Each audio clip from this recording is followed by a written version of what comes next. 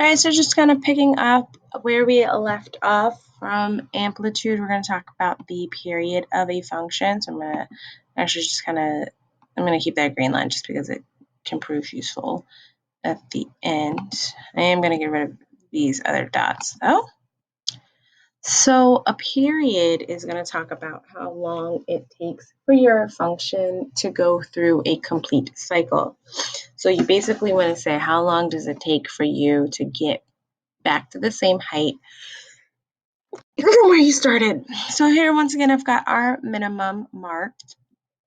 And if you kind of remember, our midline was 3 spaces, 1, 2, 3. So that's just going to help me plot my point. So my point goes through the function. It makes a nice little stop at the midline.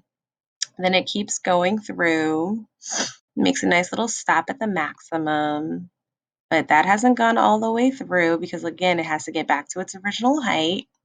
So it's going to stop at the midline once again.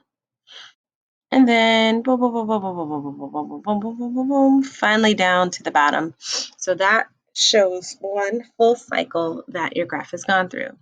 So when you want to find the period of the function, you basically want to figure out the horizontal distance that it took to get from your beginning point back to or over to your ending point. So I'm actually just going to use the green line that we have, and I'm going to use that to basically count the distance. So that's 1, 2, 3, 4, 5, 6, 7, 8. That represents our period for this particular function. It took us 8 units across to go through the entire cycle.